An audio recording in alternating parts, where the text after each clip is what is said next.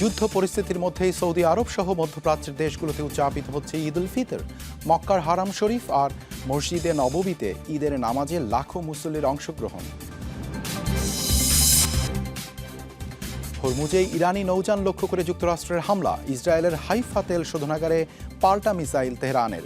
মধ্যপ্রাচ্যের কয়েক দেশেও আঘাত এনেছে ড্রোন। ইরানের হামলায় ভয়াবহ ক্ষতির শিকার যুক্তরাষ্ট্রের সর্বাধুনিক ফাইটার জেট F-35। স্টেলথ প্রযুক্তির কারণে সহজেই শত্রুপক্ষের রাডার এড়িয়ে লক্ষ্যে হামলার জন্য আলোচিত এই যুদ্ধ বিমান।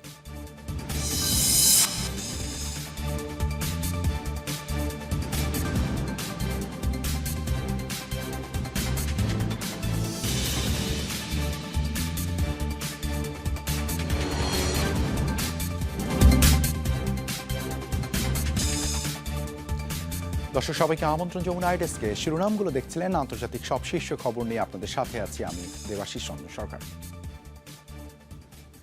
সৌদি আরব সহ মধ্যপ্রাচ্যের বিভিন্ন দেশে পালিত হচ্ছে মুসলিম ধর্মাবলম্বীদের সবচেয়ে বড় উৎসব পবিত্র ঈদ উল ফিতর।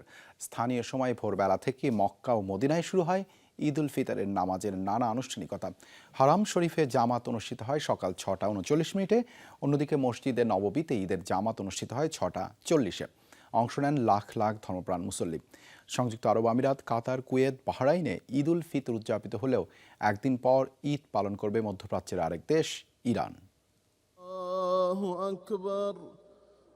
তাকবীরে তাকবীরে মুখরিত আল্লাহর ঘর। সংযম, আত্মশুদ্ধির এক মাস পর পবিত্র ঈদ উল ফিতরের সালাতে অংশ নিচ্ছেন ধর্মপ্রাণ মুসলিমরা। আল্লাহু আকবার, আল্লাহু আকবার। মক্কার স্থানীয় সময় সকাল 6:39 মসজিদুল হারামে অনুষ্ঠিত হয় ঈদ উল ফিতরের প্রথম জামাত। লাখো মুসল্লির অংশগ্রহণে এতে ইমামতি করেন শায়েখ উসামা খায়াত। খুতবা শেষে বিশ্বজুড়ে মুসলিম উম্মার শান্তি কামনায় দোয়া করা হয় মোনাজাতে।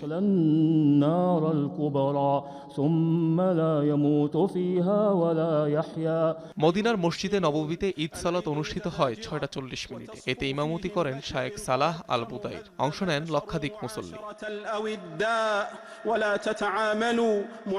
ঈদ জামাত অনুষ্ঠিত হয়েছে রাজধানী রিয়াদ সহ অন্যান্য শহরেও। এদিকে সংযুক্ত আরব আমিরাত, কুয়েত, বাহরাইনেও পালিত হচ্ছে পবিত্র ঈদ উল ফিতর। কাতারের লুসাইল মসজিদে নামাজ আদায় করেন Emir Sheikh Tamim bin Hamad Al Thani. আল্লাহু আকবার। ইসরায়েলি হামলার মাঝে বৈরুতে খোলা আকাশের নিচে ঈদ উল ফিতরের সালাত আদায় করেন লেবাননের মুসলিমরা। মসজিদে স্থান সংকুলন না হওয়ায় তৈরি হয় এই পরিস্থিতি। বুধবার কোথাও চাঁদ দেখা না যাওয়ায় এবার 30টি রোজাই পালন করেছেন দেশগুলোর মুসলিমরা। তবে শনিবার ঈদ পালন করবে মধ্যপ্রাচ্যের আরেক দেশ ইরান। যুদ্ধবিধ্বস্ত গাজাতেও আজ উদযাপিত হচ্ছে ঈদ উল ফিতর। এদিকে বাংলাদেশ, ভারত, পাকিস্তান, ইন্দোনেশিয়া সহ বিশ্বের অন্যান্য দেশে ঈদ উল ফিতর উদযাপিত হবে শনিবার। অনিক রহমান, যমুনা নিউজ। বিশ্বের বিভিন্ন দেশে পবিত্র ঈদ উল ফিতর উদযাপন করছেন প্রবাসী বাংলাদেশিরা। যুদ্ধ পরিস্থিতির কারণে উদ্বেগ উৎকণ্ঠা থাকলেও যথাযথ ভাব গাম্ভীর্যের মধ্যে দিয়ে উদযাপনের নানা আয়োজনে অংশ নিচ্ছেন তারা। কাতার, কুয়েত সহ কয়েকটি দেশে হামলার শঙ্কায় এবার খোলা মাঠে ঈদ জামাত বাতিল হয় প্রবাসীদের নামাজ আদায় করতে হচ্ছে মসজিদে। এদিকে কেউ কেউ যুদ্ধের কারণে ফ্লাইট জটিলতায় দেশে পরিবারের কাছে ফিরতে না পেরে হতাশ। ভৌগোলিক কারণে শুক্রবার ঈদ উদযাপিত হচ্ছে মধ্যপ্রাচ্য সহ বিশ্বের বিভিন্ন দেশে। জীবিকার তাগিদে এসব দেশে ছড়িয়ে ছিটিয়ে থাকা প্রবাসী বাংলাদেশিরাও উদযাপন করছেন মুসলিমদের সবচেয়ে বড় এই ধর্মীয় উৎসব। পবিত্র নগরী মক্কা মদিনা ছাড়াও সৌদি আরবের রাজধানী রিয়াদ সহ অন্যান্য শহরেও ঈদ জামাতে অংশ নিয়েছেন প্রবাসী বাংলাদেশিরা। পরিবার ছাড়া ঈদ কাটানোয় আক্ষেপ থাকলেও কমতি নেই উদযাপনে। আমরা আলহামদুলিল্লাহ এখন ঈদের নামাজ পড়ে আসলাম, এখন আমরা সবাই ঘুরতে যাবো। আর মিস করতেছি পরিবারকে, পরিবেশে থাকতে পারলে আর ভালো হইতো। আপনাদের সকলকে সৌদি আরবের পবিত্র ভূমি থেকে জানাচ্ছি পবিত্র ঈদ উল ফিতরের মোবারকবাদ। ঈদ মোবারক। যথাযথ ভাবগাম্ভীর্যের মধ্য দিয়ে ঈদ উদযাপন করছে মধ্যপ্রাচ্যের অন্যান্য দেশের প্রবাসী বাংলাদেশিরাও। যুদ্ধের জেরে কাতার, কুয়েত, ওমান, বাহরাইন সহ উপসাগরীয় দেশগুলোতে এবার খোলা স্থানে ঈদ জামাতে বিধিনিষেধ আরোপ করা হয়েছে। আর তাই মসজিদেই নামাজ আদায় করছেন প্রবাসীরা। নামাজ শেষে করছেন সৌহার্দ্য বিনিময়। কাতার সরকারের আইন মেনে চলার জন্য আমাদের কাছে মসজিদের ভিতর মাত্র আমাদেরকে সময় দেওয়া হচ্ছে 15 মিনিট। 15 মিনিট সময়ের মধ্যে আমাদের সকলের সুবিধার্থে আমরা মসজিদের ভিতরে নামাজ আদায় করেছি। কাতারের যে পরিস্থিতি, কিছু বাধ্যবাধকতা রয়েছে, যেহেতু কাতারের আইন কানুন মেনেই আজকের ঈদের জামাত অনুষ্ঠিত হয়েছে। আমরা যারা নামাজ আদায় করেছি সবাই মসজিদের ভিতরে। যুদ্ধ পরিস্থিতির কারণে ফ্লাইট বাতিল হওয়ায় ইচ্ছে থাকা সত্ত্বেও ঈদে দেশে আসতে না পেরে হতাশ প্রবাসীদের কেউ কেউ। বহুদিন যাবৎ আমাদের ফ্লাইট বন্ধ, অনেক মানুষই আমরা দেশে যাইতে পারি না। ঈদ মানে তো আনন্দ পরিবার পরিজন নিয়ে, কিন্তু বিমান বন্ধ থাকার কারণে আমরা দেশে যাইতে পারতেছি না। মনের অবস্থা ততটা ভালো না। যুক্তরাষ্ট্র প্রবাসী বাংলাদেশিরাও ঈদ উদযাপন করবেন স্থানীয় সময় শুক্রবার। একই দিন উৎসবে মাতবেন ইউরোপের বিভিন্ন দেশে বসবাসরত বাংলাদেশিরাও। মোস্তফা মাহমুদ, যমুনা নিউজ। ঈদের নামাজের সময় একটি মসজিদ পরিদর্শনে গিয়ে বিক্ষুব্ধ জনতার তোপের মুখে পড়েন অস্ট্রেলিয়ার প্রধানমন্ত্রী অ্যান্থনি আলবানিজ। শুক্রবার সিডনিতে অবস্থিত অস্ট্রেলিয়ার সবচেয়ে বড় মসজিদে ঘটে এই ঘটনা। ঈদের শুভেচ্ছা বিনিময়ে মসজিদের ভেতরে প্রবেশ করেন আলবানিজ। এ সময় একদল মুসল্লি গাজা ইসরায়েলি আগ্রাসন ইস্যুতে অস্ট্রেলিয়া সরকারের অবস্থান নিয়ে ক্ষোভ ঝাড়েন। আলবানিজকে গণহত্যার সমর্থক আখ্যা দিয়ে মসজিদ থেকে বেরিয়ে যেতে বলেন। পরে সংবাদ সম্মেলনে অনাকাঙ্ক্ষিত ঘটনা ঘটলেও সামগ্রিকভাবে আয়োজনকে ইতিবাচক আখ্যা দেন অস্ট্রেলিয়ার প্রধানমন্ত্রী। দাবি করেন 30 লাখ মানুষের মধ্যে বিক্ষোভকারীর সংখ্যা ছিল গুটি কয়েক।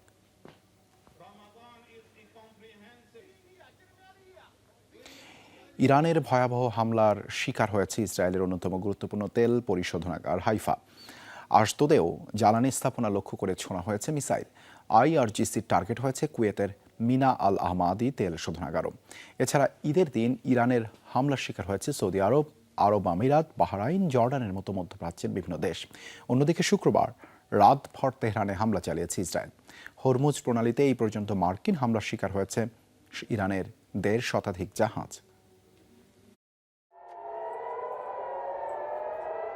ইসরায়েলের বন্দরনগরী হাইফার তেল পরিশোধনাগার লক্ষ্য করে ইরানের অভিযান। ক্ষয়ক্ষতির পরিমাণ জানা না গেলেও রয়টার্সের একাধিক ভিডিওতে স্থাপনাটি থেকে ধোঁয়া উঠতে দেখা গেছে। বৃহস্পতিবার যুদ্ধ শুরুর পর 66 দফায় ইসরায়েলের হাইফা ও আশদোদে জ্বালানি স্থাপনা টার্গেট করে ক্ষেপণাস্ত্র ছোড়ে IRGC।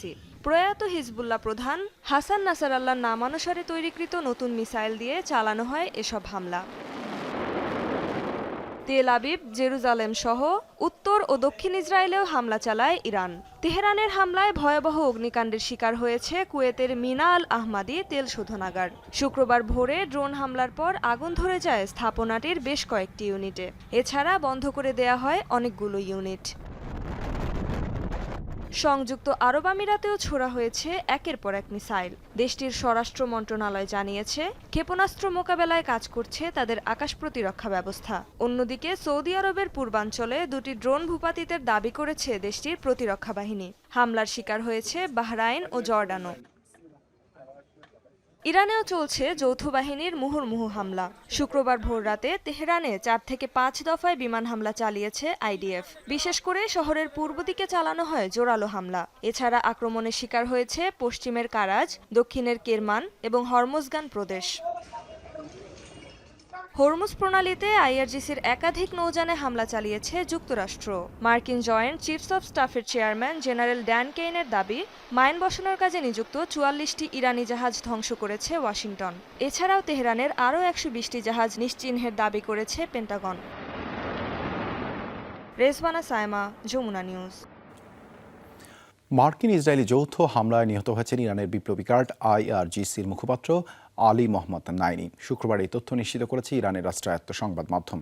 এক বিবৃতিতে IRGC জানায়, ভোরবেলা যৌথ বাহিনীর সন্ত্রাসী হামলায় শহীদ হয়েছেন নাইনি। মৃত্যুর কয়েক ঘন্টা আগে যুক্তরাষ্ট্রের দিকে চ্যালেঞ্জ ছুড়ে দিয়েছিলেন তিনি। ধ্বংস হয়ে গেছে ইরানের নৌবাহিনী। মার্কিন প্রেসিডেন্ট ডোনাল্ড ট্রাম্পের এমন দাবির প্রতিবাদ জানিয়েছিলেন তিনি। বলেছিলেন, সাহস থাকলে উপসাগরে মার্কিন জাহাজ পাঠাতে। নাইনি আরও জানিয়েছিলেন, চলমান হামলার মধ্যেও ক্ষেপণাস্ত্র তৈরির কাজ চালিয়ে যাচ্ছে তেহরান। যুদ্ধের 20 দিনের মধ্যে ইউরেনিয়াম সমৃদ্ধকরণের সকল সক্ষমতা হারিয়েছে ইরান, এমন দাবি ইসরায়েলি প্রধানমন্ত্রী বেনিয়ামিন নেতানিয়াহুর। এমনকি তেহরান ব্যালিস্টিক মিসাইল তৈরির সক্ষমতাও হারিয়েছে বলে দাবি তার। לא רק כדי להשמיד את הטילים আমরা এখন শুধু ইরানের ব্যালিস্টিক ক্ষেপণাস্ত্র বা পারমাণবিক কর্মসূচি ধ্বংসে কাজ করছি না, এগুলোই সাহায্য করে এমন কারখানাগুলোকেও টার্গেট করেছি। যুদ্ধের মাত্র 20 দিনের মধ্যেই এখন আর ইরানের কাছে ইউরেনিয়াম সমৃদ্ধ করার ক্ষমতা নেই এবং ব্যালিস্টিক ক্ষেপণাস্ত্র তৈরিরও সক্ষমতা নেই। আমরা তাদের এসব সক্ষমতা পুরোপুরি ধ্বংস করব। ইরানের হামলার ভয়াবহ ক্ষতির শিকার হয়েছে যুক্তরাষ্ট্রের সর্বাধুনিক ফাইটার জেট F-35। তেহরানের এমন দাবির পর থেকেই আলোচনায় 5th জেনারেশন যুদ্ধবিমানটি। স্টেলথ প্রযুক্তি ও বিমানের ভেতরেই অস্ত্র বহনের সুযোগ থাকায় খুব সহজেই এটি এড়িয়ে যেতে পারে শত্রুপক্ষের রাডার। আর এর বহুমুখী প্রযুক্তির ফলে একই সাথে চারদিকে নজর রাখতে পারেন পাইলট। এছাড়া বিভিন্ন ধরনের আধুনিক ক্ষেপণাস্ত্র ও স্মার্ট বোমা বহনেও সক্ষম এই যুদ্ধবিমান। হামলার শিকার হচ্ছে পঞ্চম প্রজন্মের অত্যাধুনিক মার্কিন ফাইটার জেট F-35। ভিডিওটি প্রকাশ করেছে ইরানি গণমাধ্যম। বুধবার মধ্যরাতের হামলার পর থেকেই আলোচনায় যুক্তরাষ্ট্রের সর্বাধুনিক প্রযুক্তির যুদ্ধবিমানটি। এই উড়োযানের সবচেয়ে বড় শক্তি এর স্টেলথ প্রযুক্তি, যার ফলে সহজে শত্রুপক্ষের রাডারে ধরা পড়ে না এটি। বিমানের অভ্যন্তরে অস্ত্র বহনের সুবিধা থাকায় আরও কমে যায় এর রাডার সিগনেচার, ফলে শত্রুর প্রতিরক্ষা ভেদ করে গভীরে ঢুকে আঘাত হানতে পারে এই ফাইটার জেট। F-35-এ রয়েছে অত্যাধুনিক সেন্সর ফিউশন ও নেটওয়ার্কিং ক্ষমতা, যার মাধ্যমে অন্য বিমান, জাহাজ এবং স্থলবাহিনীর সঙ্গে রিয়েল টাইমে তথ্য আদান প্রদান করতে পারে এটি। বিমানটির রাডার, চারপাশের সেন্সর ক্যামেরা এবং টার্গেট শনাক্তকারী সিস্টেম একসাথে কাজ করে, ফলে পাইলট বিমানের ভেতরে বসেই চারপাশ এক নজরে দেখতে পারে। পারফরমেন্সের দিক থেকে অত্যন্ত শক্তিশালী এই স্টেলথ যুদ্ধবিমান। ঘন্টায় প্রায় 2000 কিলোমিটার বেগে উড়তে সক্ষম এটি। একই সঙ্গে বিভিন্ন ধরনের আধুনিক মিসাইল ও স্মার্ট বোমা বহন করতে পারে F-35, যা একে দেয় বহুমুখী আক্রমণের সক্ষমতা। ফাইটার জেটটির রয়েছে মোট 3টি ভ্যারিয়েন্ট। প্রথম সংস্করণটি কেবল সাধারণ রানওয়ে ব্যবহারে সক্ষম, পরেরটি স্বল্প দূরত্বে উড্ডয়ন ও উল্লম্ব অবতরণে পারদর্শী, আর সর্বশেষ সংস্করণটি ডিজাইন করা হয়েছে বিমানবাহী রণতরীতে ব্যবহারের জন্য। রেজবানা সায়মা, যমুনা নিউজ। প্রায় 60 বছর পর ঈদে আল আকসা মসজিদ বন্ধ রাখল ইসরায়েল। ফলে শুক্রবার ঈদ উল ফিতরের নামাজ মসজিদের ভেতরে এমনকি আল আকসা চত্বরেও আদায় করতে পারেনি ফিলিস্তিনিরা। বাধ্য হয়ে রাস্তায় ঈদের নামাজ আদায় করেন তারা। এক পর্যায়ে ইসরায়েলি বাহিনীর সাথে সংঘর্ষ হয় তাদের। মসজিদে কিংবা ঈদগাহে নয়, ফিলিস্তিনের মুসলমানদের ঈদের নামাজ আদায় করতে হলো খোলা রাস্তায়। ঈদ উল ফিতরের দিন সকাল থেকে পুরো আল আকসা মসজিদ চত্বর জুড়ে ব্যাপক কড়াকড়ি আরোপ করে ইসরায়েলি বাহিনী। ফলে মসজিদের ভেতরে নামাজ আদায়ের সুযোগ পাননি ফিলিস্তিনিরা। নজিরবিহীন এই ঘটনা 1967 সালের পরেই প্রথম। আমরা তো এখানে কোনো লড়াই করতে আসিনি, মুসলমান হিসেবে শুধু নামাজ আদায় করতে এসেছিলাম। ক্ষুব্ধ মুসল্লিরা মসজিদে জোর করে প্রবেশ করতে চাইলে তাদের উপর হামলা করে ইসরায়েলি বাহিনী, ছোড়া হয় টিয়ার গ্যাস। প্রতি বছরই ঈদে আল আকসায় নামাজ আদায় করতে আসি, এবারও এসেছিলাম, কিন্তু ভেতরে প্রবেশ করতে দেওয়া হয়নি আমাদের। ইরান যুদ্ধের পর থেকে নিরাপত্তার অজুহাত দেখিয়ে বন্ধ রাখা হয়েছে মুসলমানদের প্রথম কেবলা মসজিদুল আকসা। মীর মুশফিক হাসান, যমুনা নিউজ। ইরানের সাথে যুদ্ধে লড়তে আরও সেনা ও যুদ্ধজাহাজ পাঠাচ্ছে যুক্তরাষ্ট্র। গোপন সূত্রের বরাতে এমন তথ্য জানিয়েছে মার্কিন সংবাদ সংস্থা নিউজ ম্যাক্স। দাবি করা হচ্ছে নতুন করে 3টি যুদ্ধজাহাজ যুক্ত হবে ইরানের বিরুদ্ধে বহরে। সেগুলো হলো ইউএসএস বক্সার, ইউএসএস কমস্টক ও ইউএসএস পোর্টল্যান্ড। এদের সাথে অন্তত 4000 নৌসেনা করে মোতায়েন করা হবে মধ্যপ্রাচ্যে। এসব বহরে যুক্ত হলে অঞ্চলটিতে F-35 যুদ্ধ বিমান সহ মার্কিন ক্ষেপণাস্ত্র ও উভচর নৌযানের সংখ্যা আরও বাড়বে। সম্প্রতি 2500 নৌসেনা সহকারী ইউএসএস ত্রিপলি নামের একটি যুদ্ধজাহাজ ইরানের কাছে মোতায়েন করে যুক্তরাষ্ট্র। মধ্যপ্রাচ্যে হামলা ও হরমুজ প্রণালী বন্ধের নিন্দা জানিয়েছেন জাপানের প্রধানমন্ত্রী সানায়ে তাকাইচি। বৃহস্পতিবার হোয়াইট হাউসে মার্কিন প্রেসিডেন্ট ডোনাল্ড ট্রাম্পের সাথে বৈঠকের সময় এই ইস্যুতে নিজের অবস্থান স্পষ্ট করেন তিনি। বলেন, বর্তমানে কেবল মধ্যপ্রাচ্য নয়, গোটা বিশ্বের নিরাপত্তা পরিস্থিতি বেশ কঠিন। তবে এমন পরিস্থিতিতে কেবল ট্রাম্প শান্তি আনতে পারবেন, মন্তব্য তাকাইচির। ইরানের পারমাণবিক কর্মসূচির বিরুদ্ধে অবস্থান নেন জাপানি প্রধানমন্ত্রী। বলেন, এই প্রকল্প কখনোই অনুমোদিত নয়।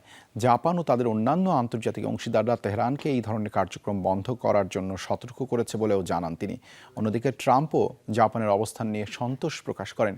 বলেন, চলমান যুদ্ধে নেটো ও যে কোনো মিত্র দেশের চেয়ে বেশি দায়িত্ব নিয়ে ওয়াশিংটনের পাশে দাঁড়িয়েছে টোকিও।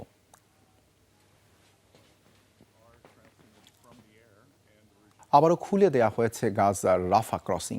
20 দিন বন্ধ থাকার পর বৃহস্পতিবার ফিলিস্তিনিদের জন্য খুলে দেওয়া হয় মিশর ও গাজার মধ্যেকার এই সীমান্ত।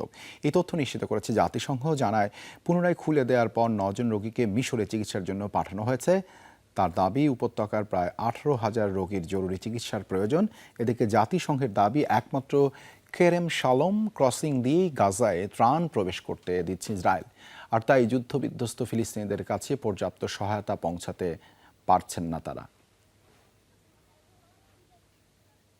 নতুন উন্মোচিত ট্যাঙ্কের মহড়া চালিয়েছে উত্তর কোরিয়া, যা তদারকি করছেন দেশটির সর্বোচ্চ নেতা কিম জং উন। অত্যাধুনিক এই ট্যাঙ্ক ড্রোন ও ট্যাঙ্ক বিরোধী ক্ষেপণাস্ত্র প্রতিহতে সক্ষমতা দেখেছে। নিখুঁতভাবে লক্ষ্যবস্তুতে আঘাত এনেছে। উত্তর কোরিয়ার রাষ্ট্রীয় টেলিভিশনে প্রকাশিত ভিডিওতে দেখা যায় চলন্ত ট্যাঙ্কে বসে রয়েছেন কিম। এ সময় কিমের সঙ্গে তার মেয়েও ছিল। মহড়ায় নিজের অত্যাধুনিক ড্রোনের পরীক্ষাও চালানো হয়েছে। সম্প্রতি বেশ কয়েকটি স্থানে নিজের মেয়েকে সাথে নিয়ে উপস্থিত হয়েছে কিম। দক্ষিণ কোরিয়ার ভয়াবহ অগ্নিকাণ্ডের শিকার হয়েছে একটি কারখানা। এতে আহত হয়েছে অর্ধশতাধিক মানুষ, যাদের মধ্যে 35 জনের অবস্থা গুরুতর। এখনও নিখোঁজ 14 জন। মুনপিয়ং ডং এলাকার একটি গাড়ির যন্ত্রাংশের কারখানায় লাগে এই আগুন। পরিস্থিতি নিয়ন্ত্রণে কাজ করছে ফায়ার সার্ভিস। মোতায়েন করা হয়েছে অন্তত 46টি অগ্নি নির্বাপন যানবাহন ও 115 জন কর্মী। সেখানে থাকা মানুষের জীবন বাঁচানোই এখন সর্বোচ্চ গুরুত্ব পাবে, জানিয়েছেন দক্ষিণ কোরিয়ার প্রধানমন্ত্রী কিম মিন সিওক। এখনও জানা যায়নি অগ্নিকাণ্ডের কারণ।